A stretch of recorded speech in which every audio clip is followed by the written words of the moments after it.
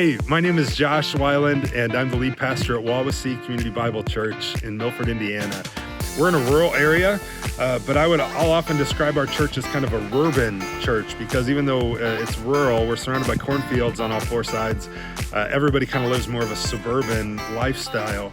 I've been here about 18 years, and we've seen God at work steadily over that time. But over the last few years, we've seen some unique things happen among a group of people in our community, kind of a subculture. And I just thought you want to hear their story.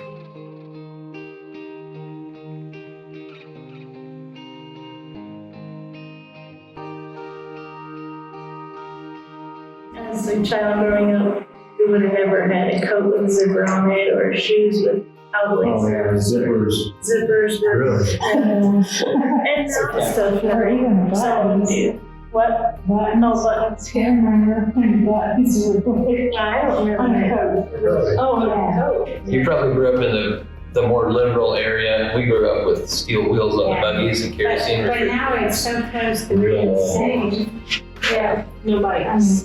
But we were better because we didn't have this. Get my tongue out of my So teeth. no bikes even?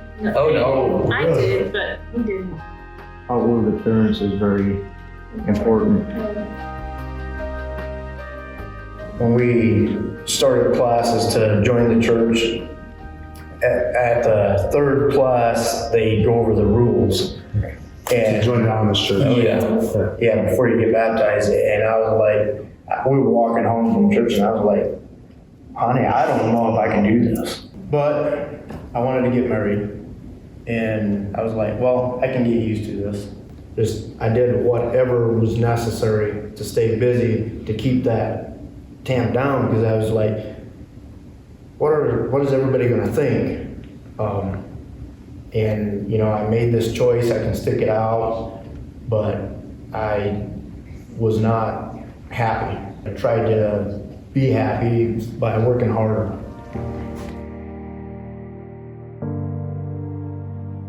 If we can justify ourselves by saying we don't do what Pastor Josh does, we don't drive a car, we don't have this and this. I mean, that's the Pharisees, and that's kind of the default of all of us. Yeah. Legalism in and of itself is a lack of faith.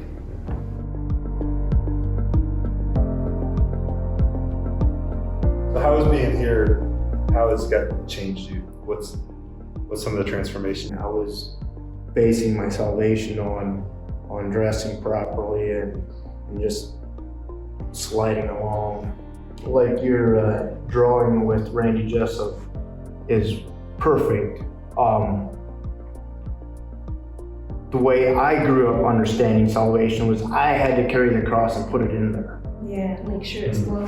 Yeah. I've actually heard it preached that if you cut that cross off, if you lighten the cross, it won't reach over the river when you get there. That's, yeah. I'm serious, I have heard that preached. Many You're times. supposed to bear your cross. However, if you make that cross easier by choosing a different lifestyle, following the world, it's not as heavy, right? It won't reach across the Jordan once you get to it. Do all that you can, and then grace will do the rest. Yeah. And When is enough? Never. a couple weeks ago when you and Randy went through that, I was like, wow, that contradicts what I ever knew. But it makes so much more sense because you can't put that cross in that valley. It's all Jesus. But there was many days, Sundays, we'd go home and just feel like there is no chance. No chance. There's nothing to be excited about. We're doomed. And here it's like we're a sinful people, but we've got Jesus, and it's amazing. Being part of something where people are excited about Jesus. Yeah. Yeah. You I can mean, show that. Yeah. Like, I mean, you can be. you need.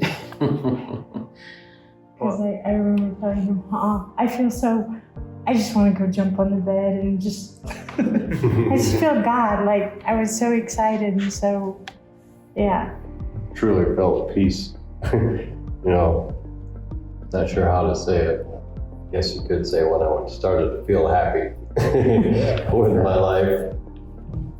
I used to be a doer. Like, I had to do everything. I had to do it right because I thought that would get me to Christ. So that's been amazing to not worry about all that. Well, and you got to realize in a legalistic culture, you can't have all your cards on the table because if you trust people, Yeah. it'll bite you. I had serious depression problems, but I never told anybody in the Amish, like, that wasn't an option. And I've had a couple people pray for me here that really helped. And that's huge to know that people will pray for you. They won't just go talk about it too. Anybody they Can't see show or, weakness. It's huh? not- You don't want to show any weakness, so you Yeah. try to do everything yourself and Yeah.